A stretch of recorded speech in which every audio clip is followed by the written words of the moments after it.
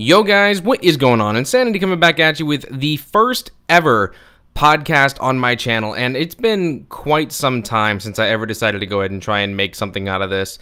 I know that I do a lot of Let's Plays, I do a lot of live streams, a lot of different videos, and hopefully based on your feedback, sure, I'm not doing this one live. I would really love to go ahead and try and just host a live stream over on my channel, get you guys involved, see you coming back each and every single week for a weekly podcast, to go ahead and interact with you guys, talk to you, interview you, ask you questions, have you ask me questions, and run from there. I don't have an exact name for it yet. We're just going to call this episode 0001, whatever. I have no idea. Insane Cast, Insanity Cast, I have no idea. The Gamer Cast, we'll figure something out as time goes on. But more importantly, if this winds up molding into something, you can definitely expect more of this in the future. But without any further ado, let's go ahead and talk about this craziness that I really wanted to go ahead and get into, and that is we are officially in the week of E3 2015. The Electronic Entertainment Expo is finally here, and ever since I was a little kid, I've always dreamed of being able to go. I mean, I've tried different things. I've tried getting involved with different companies.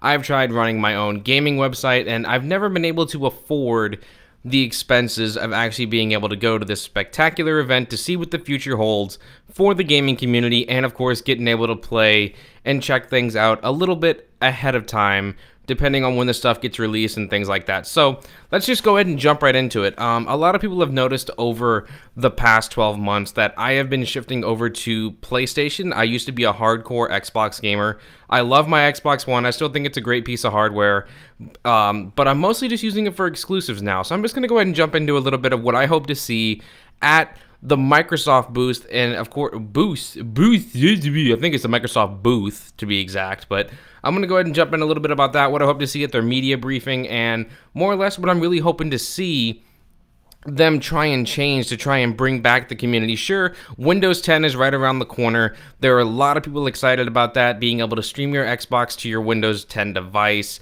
Of course, there's the ability of trying to just bring back the Windows PC gamer. Sure, there's a lot of people that still play Steam. There's a lot of people that just got into the GOG stuff, or the GOG, however you want to pronounce it. And there's just so many different things going around in the PC gaming world, with PC Gamer having their own conference. I'm sure there's going to be a lot of new stuff with AMD and NVIDIA.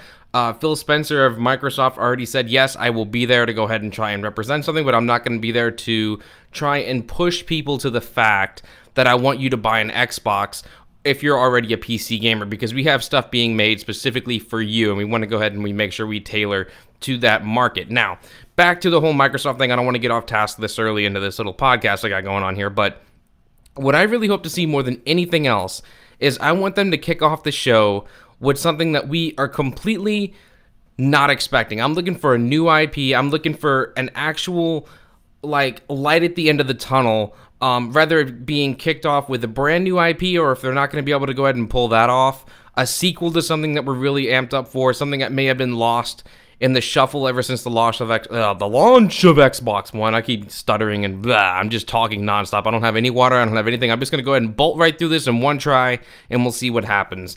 But from that, maybe we'll wind up seeing the first footage that's not leaked. Let me go ahead and verify that statement. That isn't leaked footage of the Gears of War remaster. Go ahead and showcase, hey, if you want to purchasing this, is it going to be digital only? Will you get a beta for the upcoming next Gears title from the Coalition, aka used to be Black Tusk Studios, which is in charge of the upcoming Gears of War title that we know absolutely nothing about. So hopefully E3 will showcase some light on that. Of course, for me, 2013 was a great year being an Xbox and a PlayStation gamer, because that was the year of Tomb Raider. It was a multi-platform title, and then you have The Last of Us. The Last of Us pretty much blew everything else out of the water, saying, you know what, we're Naughty Dog, we're here, and we're going to take Game of the Year no matter what it is. For me, Tomb Raider got Game of the Year. Why? Because it wasn't an exclusive, and it offered a Uncharted-like experience, but with a whole new attitude for Tomb Raider, and it really showcased a rebirth, when a lot of times reboots don't necessarily work, but this one worked for the better. I mean, Tomb Raider's been around for a really long time.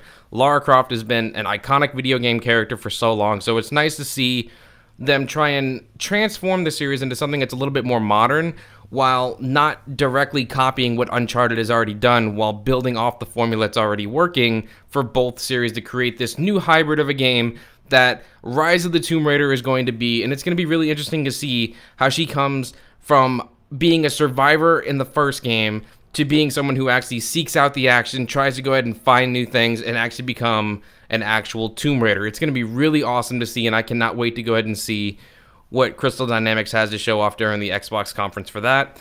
Quantum Break is one of those games that also just keeps getting delayed and pushed back, and I really hope we wind up seeing some more footage of that, not just some information and a concrete detail of what we could wind up seeing beyond the little bit of gameplay that we've been able to see, because a lot of people are still really confused. Is that TV show still coming along to go ahead and try and like mesh the two together like Alan Wake did? Are we going to get an actual release date? Who knows? Let's hope we wind up getting something. All right, so moving on down the line, we're going to go ahead and talk a little bit more about Microsoft, because they've already said this is going to be a very heavy first-party media briefing, and you can just wind up hearing my dog bark in the back, and I apologize for that, but we're going to wind up seeing a lot about Fable Legends. Maybe that closed beta will finally be opened up to an open beta, and people that signed up for their beta almost a year ago now still haven't been fully invited. There's a lot of people that have been waiting to go ahead and try this free-to-play experience out, but we've all been pretty much left in the dark. There's very few people that have been able to play it, so it'll be nice to go ahead and judge the game for ourselves if we actually are able to get our hands on it. And I'm talking about everyone at home, because everyone at E3 is going to be able to play it and say, yo, this is what it's like, this is what it is. But until you play it yourself, you really can't judge a game based on how it feels and how the free-to-play experience actually plays out, because every version of free-to-play games plays differently from one another. I mean, sometimes it's pay to win, sometimes it's not. And they're saying the free-to-play aspect of this game isn't going to be pay to win, but we'll see how that works out. We're going to wind up seeing things such as Halo 5 Guardians. Are they going to try and open up another beta just to surprise the entire community, saying, hey, we're getting closer, we're getting wrapped up with the entire production of this thing. It's going to be out right in October, it's right around the corner, and we want to go ahead and make sure that our dedicated servers are running flawlessly. We do not want to go ahead and try and have a Master Chief Collection launch just like we had almost 12 months ago. That would be a horrible experience if Halo 5 Guardians gets off to that start. Are they going to wind up saying, hey, this is what's going to be also included if you get the season pass or whatever it may be? There's going to be a lot of Halo 5 stuff. I cannot wait to go ahead and see the actual campaign in action. It's going to be awesome to see. But more importantly, are they going to wind up making a little bit of an announcement to the current Master Chief Collection? Are they just going to go ahead and say, you know what, we've given you ODST, it was a simple port, it was an easy remaster, so we're going to go ahead and do the same thing to Halo Reach, give it to you guys, saying thank you all so much for being huge supporters to the Halo franchise and 343 Industries, and we're just going to give it to you. So, and we're just going to change the name, we're going to scrap it. It's not going to be the Master Chief Collection anymore. It's going to be the Halo Complete Collection, all running at 1080p, 60 frames per second, so you can prepare for Halo 5 Guardians later this fall. I mean, that would be absolutely huge. I cannot wait to go ahead and try and see some sort of crazy Halo announcement similar to that. Now, let's go ahead and change gears a bit. Let's talk about Nintendo, the guys who kind of just, you know, have fallen behind, that do their Nintendo Directs, that don't do a press conference anymore. They're just going to go ahead and have a booth. It's going to be really decent in size, have a ton of games for everyone to play. I'm sure we'll wind up seeing Star Fox on the show floor. We'll see Legend of Zelda. We'll see maybe Zombie U2. I mean, there's going to be a lot of different things. And of course, there's always that, my dog's barking in my ear again. What about Super Mario Galaxy 3? Is it going to be Super Mario Universe? I mean, are we going to see a complete collection of Super Mario Galaxy 1, 2, and maybe a 3 gets teased? I have no idea. Are we going to see a bunch of new DLC for Mario Kart 8? Are we going to see a little bit of a tease for what may be coming in the future with that console being called the NX? I mean, who really knows what Nintendo has going on? There's a lot of things. There's probably going to be a bunch of brand new amiibos that are going to be showcased, or maybe E3 exclusive amiibos that you can't get anywhere else besides the show floor. Who really knows? But more importantly, let's go ahead and move over to the mega giant, and that would be Sony. I mean, they pretty much said, we are here to dominate the gaming market. We're back to the way we were back during the PS2 era, and we are here to showcase that we care about the gamers. Now, Call of Duty has been pretty big in the Xbox community. I mean, we all know the competitive scene is over on Xbox. MLG supports the Xbox in that regard, but we've yet to see any real marketing branding for Call of Duty Black Ops 3. Will that particular game make its first time debut on a Sony stage in since Modern Warfare 2? Call of Duty 4? I mean, who really knows? It's always been on the Microsoft stage, and they've always gotten that early DLC. So this could be the first time ever that we may wind up seeing Black Ops 3 start out with Treyarch and Activision coming on the stage at the Sony conference, just starting their conference out saying, you know what, guys? Here's Call of Duty Black Ops 3 running on a PlayStation 4. It's out there on the show floor. Go play it right now. Go play that multiplayer. The multiplayer beta, for those of you who are not here at the show, begins right now. Go download your code. You should be receiving it in the email any moment, and you'll be able to go ahead and join in on the fun with each and every single one of us right now. That's one of the biggest things that kind of started last year at E3, is that people were able to go ahead and try and experience something that should be at the show floor, and you weren't able to be a part of it, like the Battlefield Hardline Alpha on PlayStation 4. This could also be the same situation for Star Wars Battlefront. I mean, that's going to be a huge, huge part of the EA conference, but also with Sony having the marketing rights, I'm sure we'll see a little bit of that during the Sony conference as well. It'll probably be a small teaser to the full gameplay reveal that happens the next day during the EA one, or I may have the dates all messed up. I think EA's earlier in the day and Sony's at night. I don't know. Either way, you get what I mean. Battlefront's going to be showcased. I'm sure we'll wind up seeing actual gameplay of the Uncharted Nathan Drake collection. We may wind up seeing a little tease of what the multiplayer will look like for Uncharted 4. I'm sure Uncharted 4 will have a nice gameplay demo with an actual release date. God of War 4 will be making its big, huge return, and it's going to be like, what if it's not Kratos? What if it's a complete reboot? What if it's a new character? What if they're trying to go ahead and tell a different story, maybe from a god's point of view? Who really knows? What if you got to play as Zeus and have all them crazy lightning powers and whatnot, or if you're Hades or whatever? I don't know.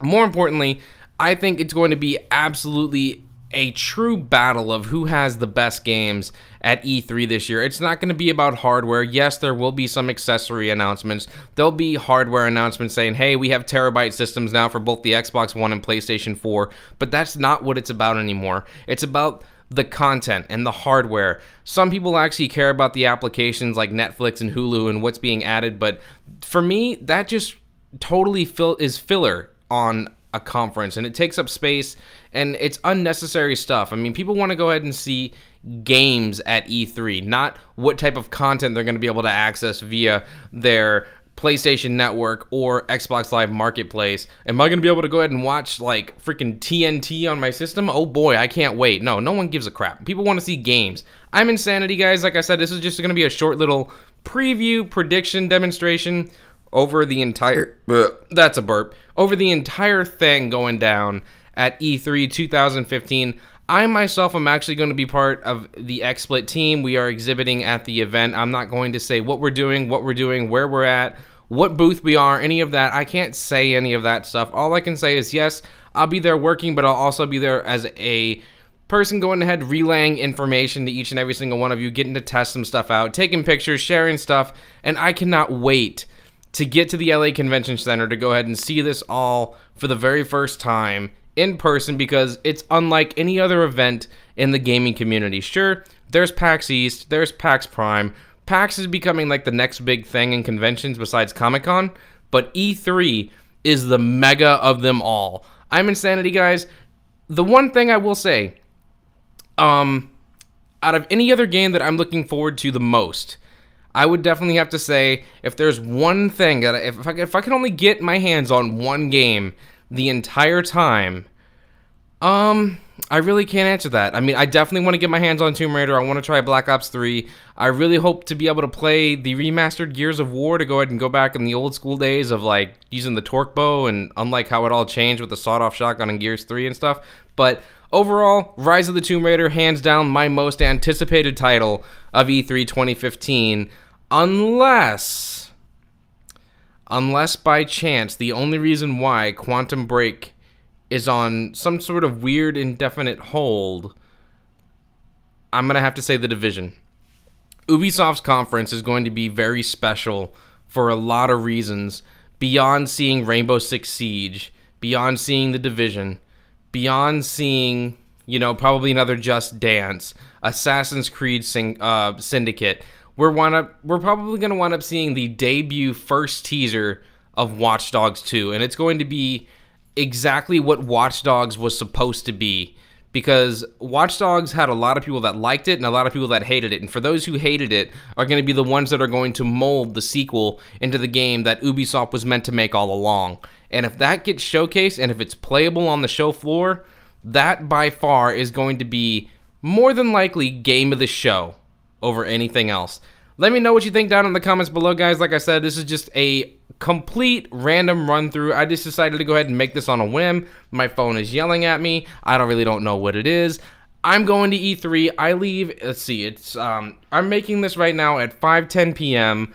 on June the 6th. I leave on June 11th because I have a bunch of other stuff to be doing in LA with my work, and we're doing some other activities and things like that. But the show doesn't start until the 14th with the Bethesda media briefing, which is going to be absolutely epic to see Fallout 4 and things like that. But overall, I just cannot say I cannot believe my childhood dream is coming true. I'm making it to E3 for the first time. It may be my only time. Who really knows? But for those who have always wanted to go, believe in your dreams. They can come true. Just keep working hard. Do what you do. And I promise you, good things are coming your way. I'm Insanity. Like if you enjoyed this video, and if you're excited for E3, and sub if you're new to my channel.